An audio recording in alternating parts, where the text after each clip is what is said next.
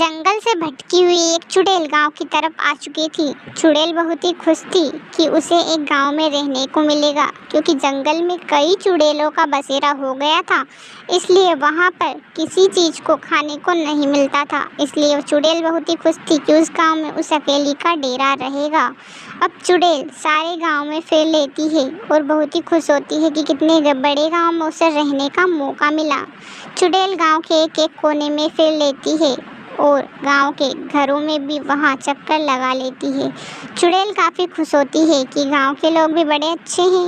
किसी ने भी चुड़ैल को अभी तक नहीं देखा था। किसी भी इंसान को नहीं पता था कि उनके ऊपर एक साया मंडरा रहा है। तभी चुड़ैल को एक कुआं दिखाई देता है। चुड़ैल कहती है, यहाँ कुआं तो बड़ा ही अच्छा है और सुंदर भी है, क्यों ना मैं इसी कुएं में रहने लग जाऊँ। वैसे भी गाँव के लोगों के घरों में मुझे इतना अच्छा भी नहीं लगेगा। यहाँ कुआं शांत है और यहाँ कोई आता भी नहीं है। इसलिए चुड़ैल उस कुएं में रहने चली जाती है।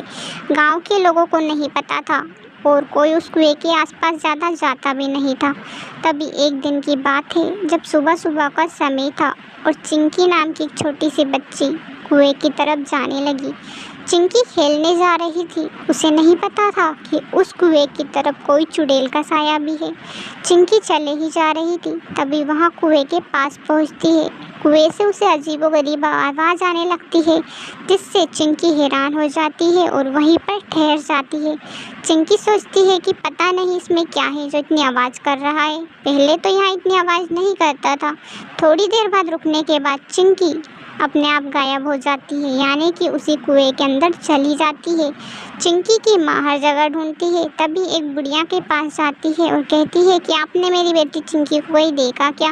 मैं कब से उसे ढूंढ रही हूँ, लेकिन पता नहीं कहाँ चली गई। 2 घंटे हो गए, खेलने गई थी, अभी तक नहीं आई। उसका खाना भी बना हुआ रखा है।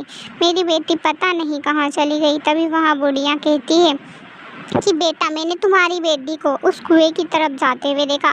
शायद वहाँ उस कुएं की तरफ गई थी और उस कुएं में मुझे लगता है कोई चुड़ैल है, क्योंकि मैं एहसास कर सकती हूँ। कई दिनों से मेरा एक्सपीरियंस है।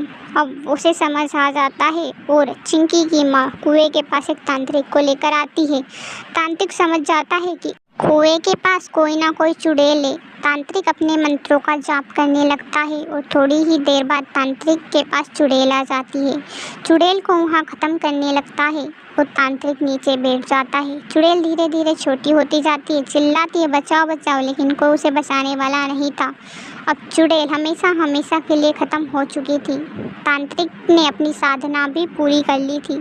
थोड़ी देर बाद और साधना करने के बाद तांत्रिक खड़ा हो जाता है और थोड़ी ही देर में चिंकी भी कुएं से बाहर आने लगती है और बाहर आ जाती है। यहाँ देखकर चिंकी का माँ काफ़ी खुश थी। वहाँ तांत्रिक को धन्यवाद देती है कि बाबा, आपकी वजह से मेरी बच्ची बच पाई है, वरना पता नहीं आज क्या होता।